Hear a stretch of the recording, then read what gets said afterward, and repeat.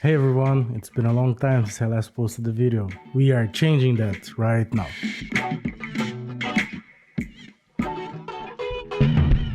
So the last video I posted was about the marathon and all the journey that I had until the marathon. Today I wanted to talk a little bit about how to get meetings with VCs. Especially as a software engineer, there's not a lot of content out there that is really specific to software engineers, especially because we are so disconnected when we are working on a daily basis just coding and building software. So I wanted to make a video discussing a little bit about the ways that you can have a meeting with VC, the ways to approach them, and just to try to maximize your chances on getting your startup funded and your side project going. Very soon I'm going to be making some very cool announcements here, announcing the product that we are building. This last weekend we have also participated in an awesome hackathon in Brussels. It was the ETH Global Hackathon where we built a super cool product. I also want to do a video explaining what we did on that hackathon and how we built the product so fast, and also how to maximize our ways to be approached by VCs and investors that want to invest in your side project that can come out of a hackathon or from the weekends and nights.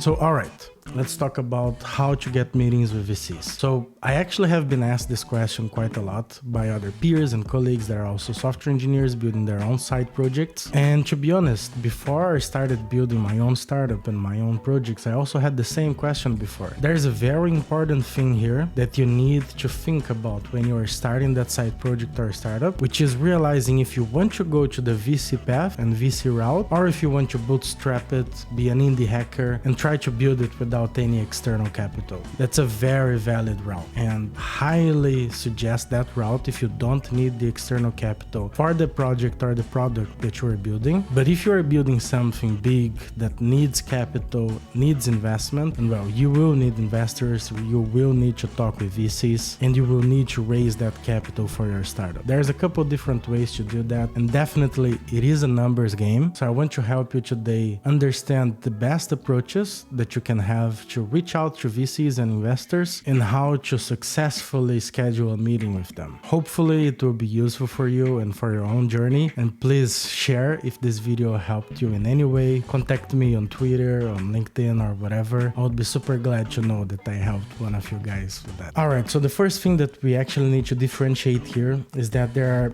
mainly two types of approaches that you can have to a VC. One of them is the cold reach and the other one is a warm intro, right? And this is pretty much true for anyone, not only to VCs and investors, but any type of business relationship that you're going to have in the future are done through one of these two approaches. And when I say a cold outreach, that really means anything. That can mean a cold email, that can be a LinkedIn message, a Twitter DM, or whatever. It just means that you were not introduced by someone, a connection to that person, and that you were approaching a cold without any previous relationship or connections that links you together. So from my own experience and the experience of everyone I talked about this with, there is no doubt warm intros are much more effective than cold outreaches. So just to give you guys a little bit of a perspective, on our own startup we reached around 120 investors with a cold outreach. From those 120 outreaches, only 10 have answered, from which we got 3 meetings. So from 120 emails, we only got 3 meetings. Now compare this to the warm intros that we had from advisors, from our colleagues and network, that basically had the 100% conversion rate. So everyone that they introduced us to got the meeting with us, and we were able to talk with them and pitch them our idea. And that's not by coincidence. Every investor, every VC receive hundreds of these emails per week, per day maybe, and to be honest, most of them don't even look at it. Now that's a completely different story with warm intros, and most VCs take 100% of the calls and conversations with startups or with people that they have been introduced to by either peers or their networks. Therefore, they don't even have time to really look at those emails from the outreach ones. So in summary, we really need to find a way to get those warm intros to talk with VCs and start digging into your connections, your LinkedIn, your Twitter, people that you previously worked with and have started startups before. previous and former bosses that you had some type of investor that you are looking at and has some type of synergy with the business you are building. But yeah, the best way is to find the mutual connection and ask that connection, hey, can you give me a warm intro to this VC or to this investor? And most of the times when you ask for someone for a warm intro, they are going to ask you for a blurb. Now, what is a blurb, right? When I started, I didn't even knew this word. I didn't even knew what it meant. So a blurb is basically a professional short email that you send to that mutual connection, and you ask them to forward it to the potential investor, to the potential VC, or the connection that you want to make. The blurb is basically a very small mini pitch of your startup or your idea that basically explains why you want to meet that person and why that synergy might be there. So in this blurb, you basically need to make that person interested to have that call with you and to meet with you. So this blurb is essentially 2 to 3 paragraphs of text that the reader is going to read in 30 seconds, and it needs to include a couple different things. It needs to include your name, a snapshot of who you are and what you have done before, some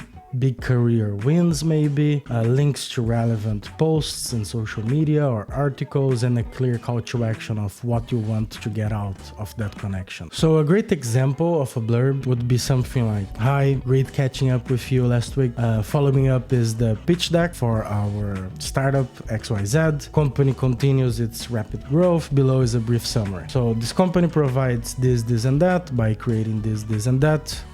We have 30,000 customers, aiming for 200,000 customers by the end of the year. We use a freemium model with 1% of the customers paying $20 per year, and we are raising 250,000 on a pre-seed round with 90K committed. And at the end of the blurb, you say something like, in case you know of any investors that may be interested on this, please feel free to forward them. So with this blurb, you are very short to the point. You have a one-liner explaining what the company does.